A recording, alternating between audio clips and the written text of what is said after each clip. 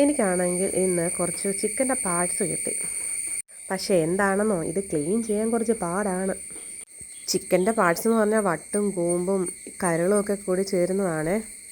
ഇത് നല്ലവണ്ണം ക്ലീൻ ചെയ്തെടുത്തു കഴിഞ്ഞാൽ ഇത് കറി വെച്ചാൽ നല്ല ടേസ്റ്റാണ്.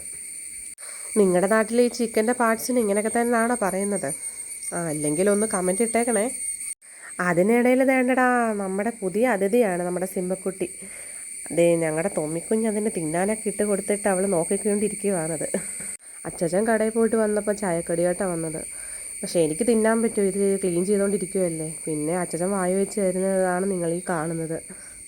ക്ലീൻ ചെയ്യുന്നതുകൊണ്ട് ആസ്വദിച്ച് കടിയൊന്നും കഴിക്കാൻ പറ്റില്ല, അതാണൊരു വിഷമം. അച്ചാച്ചൻ പറഞ്ഞ് എന്തായാലും കറി വെക്കുമല്ലോ ഇടി, എന്നാൽ പിന്നെ നമുക്ക് ചക്കയുടെ വേവിച്ചാലോ എന്ന് പറഞ്ഞുകൊണ്ട് പുള്ളി ചക്കയൊക്കെ അടുത്ത് വേണം.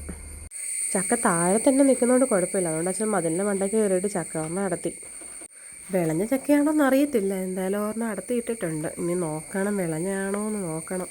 കണ്ടിട്ട് വിളഞ്ഞാണെന്ന് തോന്നുന്നു, നല്ല മുഴുത്ത ചക്കയായിരുന്നു. വിളഞ്ഞാന്ന് തോന്നുന്നു കണ്ടിട്ട്. ചക്ക എല്ലാം അടത്തി കഴിഞ്ഞപ്പോൾ നാണ്ടടാ, നമ്മുടെ ഒരു ആൾ വരുന്നുണ്ട്. അതാരാന്നറിയാം, എൻ്റെ ഫാദർ. ഇനിയും അച്ചാച്ചനാണെങ്കിൽ പപ്പയുടെ കയ്യിലോട്ട് കൈമാറി ചക്ക. പപ്പ വന്നതുകൊണ്ട് അച്ചാച്ചൻ രക്ഷപ്പെട്ട, അല്ലെങ്കിൽ ഈ പണിയെല്ലാം എൻ്റെ അച്ചാച്ചൻ തന്നെ ചെയ്യേണ്ടി വരും. എനിക്കാണെങ്കിൽ ഈ വെട്ടുകത്തി വെച്ചിട്ട് ഇങ്ങനെ ഇത് വലിയ ചക്കയൊന്നും മുറിക്കാനുള്ള അത്ര ബാലൻസ് ഇല്ല. പിന്നെ എല്ലാം വൃത്തിയാക്കി എടുക്കും കേട്ടോ. അതിനിടയിൽ കുറച്ച് എൻ്റെ വായിലോട്ടും പോകുന്നുണ്ട്. ചക്ക വേവിക്കാനുള്ള പകുതിയും ഞങ്ങളുടെ വായിലോട്ടൊക്കെ തന്നെയാണ് പോകുന്നത്. അതിൻ്റെ ബാക്കി വേവിച്ചാൽ മതിയല്ലേ? അല്ല പിന്നെ.